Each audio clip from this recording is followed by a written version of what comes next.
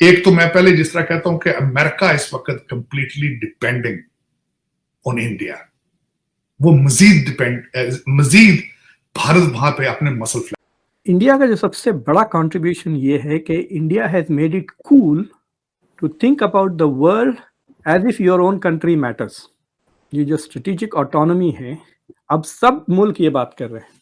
Every country is now raising this issue that we are going to do this because it is in our interest and not because you are pressuring us to do this. Biden की उंगली पकड़ के लेके जा रहा है इन Fiji, इन पापा गिनी, मोदी साहब। तो उनका इन्फ्लुएंस देख, आप पस्तियों की नई से नई हदों को टच कर रहे हैं, वो बुलंदियों की नई से नई हदों को। इसी खित्ते में हमारे साथ आजाद होने वाले ममालिक भारत दुनिया की बड़ी और उभरती मईशत बन चुके, लेकिन पाकिस्तान के अवाम, पाकिस्तान का आम आदमी, मजदूर, गरीब आज भी भूखे पेट, नंगे पांव और बगैर किसी छत के गुजारा कर रहे हैं। देखिए, पाकिस्तान का मसला था कि हम इसके गोद में बैठे या उसके गोद में बैठे ना। इंडिया का वैसा मसला नहीं है। India wants to be independent, वो किसी की गोद में नहीं बैठना चाह रहा, राइट। इंडिया खुद अपनी गोद बड़ा करना चाह रहा ताकि दूसरे लोग आके बैठे। पूरी थर्ड वर्ल्ड को वो अपनी गोद में बिठाना चाह रहा है ना। इंडिया किसी का चमचा नहीं बनना चाहता। बल्कि मैं दुख के साथ ये कहता हूं, दुख के साथ, इंडियन इंस्टीट्यूट ऑफ टेक्नोलॉजी से लोग पढ़ के निकले हैं तो सारी दुनिया पे छा गए हैं, यहां पे सारी कंपनियों के सीईओ। अब दूसरा साइड दिखाना चाहता हूं आपको।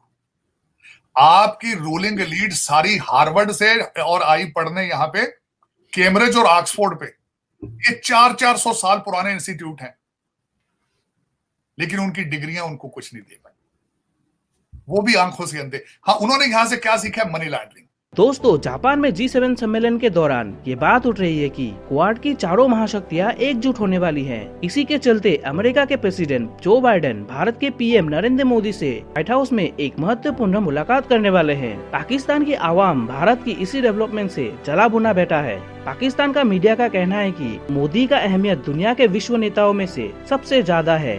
भारत के इसी तरह के निडर फैसलों को देखकर पाकिस्तान रो रहा है। आज मैं खुश भी हूँ और शर्मिंदा भी हूं, दुखी भी हूं कि हमारा पड़ोस और जिन लोगों के साथ हम 1947 से पहले सदियों से इकट्ठे थे यहां पे, आज वो अपनी किस लेवल पे जा रहे हैं वो मैं बताने की कोशिश करूंगा कि यहां से जो बाइडेन जो है वो पापा गिनी और फिजी के और जो आइलैंड्स है वहां के उसके दौरे पे जा रहे हैं और साथ जा रहे हैं प्रेसिडेंट मोदी। अब प्रेसिडेंट मोदी वहां पे क्या अचीव करेंगे? एक तो मैं पहले जिस तरह कहता हूं कि अमेरिका इस वक्त कंप्लीटली डिपेंडिंग ऑन इंडिया, वो मजीद भारत वहां पे अपने मसल फ्लेक्स करेगा। वो किस तरह? फिजी के अंदर एक बहुत बड़ी पॉपुलेशन है इंडियन ओरिजिन के लोग। इसी तरह पापा गिनी के अंदर बहुत ज्यादा पॉपुलेशन है इंडियन, बहुत बड़े बड़े स्ट्रॉन्ग बिजनेसमैन। तो वो प्रेसिडेंट मोदी वहां पे जाके अपने मसल फ्लेक्स करेंगे, वो अपना पावर शो करेंगे कि look how popular I am, how India is more valuable for you. We are the only one we are the only one can fight your Indo-Pacific war. India मजीद power gain कर जाएगा America. मैं पाकिस्तानियों से appeal करूंगा, ये Oxford graduate जो लोग हैं, इन्होंने मनी लॉन्ड्रिंग सीखी ऑक्सफोर्ड और कैम्ब्रिज से और हार्वर्ड से। इनके अपने बच्चे अभी भी वहीं पढ़ रहे हैं। आप खुद अपना बंदोबस्त करने की कोशिश करो। ये जिहाद के ट्रक की बत्ती के पीछे लगा रखा है, इसकी जान छोड़ो, मैथ पढ़ो, इंग्लिश पढ़ो। इसके बगैर गुजारा नहीं है, इसके बगैर गुजारा नहीं है। ये जो लोग आपको रोजाना जिहाद कहते हैं, इन्होंने हिस्ट्री की किताबें नहीं पढ़ी हैं। आपके डीएनए में जिहाद नहीं है। देखिए, 75 साल से आप देखें, आप पाकिस्तान के starting from Liaquat Ali Khan till Imran Khan and Shahbaz Sharif देखें, आपको ऐसे लगता है कि एक जंजालपुर है। स्टेट नहीं, जंजालपुर है। ये हुकूमतें नहीं है, जंजालपुर है। डिक्टेटर आ रहे हैं, ये कर रहे हैं, वो कर रहे हैं, इस्लामिक प्रोजेक्ट चल रहे हैं, कभी हम कुछ कर रहे हैं, कभी कुछ कर रहे हैं। आप देखें कि अभी इंडिया ने कोल्ड वॉर के दरमियान ज़माने में भी न्यूट्रलिटी की बात की, आज भी वो न्यूट्रलिटी की बात कर रहा है जब भी उनको बड़ा प्रेशर है। आज जब इंडिया की आबादी का कहा जा रहा है कि जो मीडियन एज है इंडिया के अंदर वो 28 साल है और ये दुनिया में यंगेस्ट तरीन पॉपुलेशन है, ठीक है जी। अब इंडिया की इकॉनमी भी बेहतर हो रही है पिछले 20-30 साल से, और आप ये देखें इंडिया बड़ी इकॉनमीज़ में भी आ रहा है और तेज़ तरीन इकॉनमीज़ में भी जा रहा है इंडिया।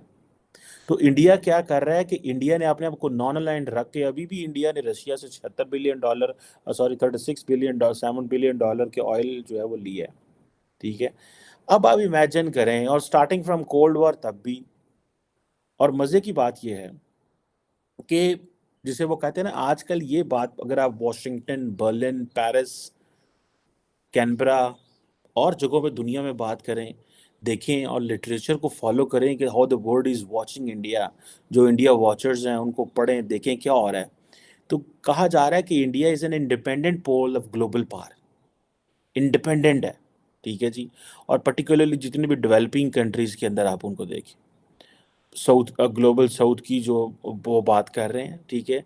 अब प्राइम मिनिस्टर मोदी जो है वो इसकी कॉन्टीन्यूसली जो है वो बात कर रहे हैं। और मज़े की बात यह है कि जब जितने भी डेवलपिंग कंट्रीज़ हैं उनमें ज़ाहिर बात है, जब ग्लोबलाइजेशन आती है, इकॉनमी की होती है, बढ़ती है, डेट क्राइसिस आता है, ठीक है जी, अनइक्वल डिस्ट्रीब्यूशन होती है, वैक्सीन्स का इशू आया, सप्लाई चेन का इशू आया, तो इंडिया के जो वज़ीर आज़म नरेंद्र मोदी है, इज़ टॉकिंग अबाउट दैट।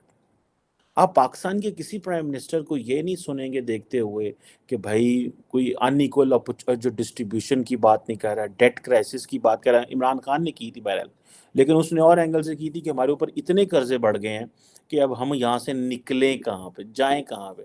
लेकिन वो बात कर रहे हैं, he is talking for the global south.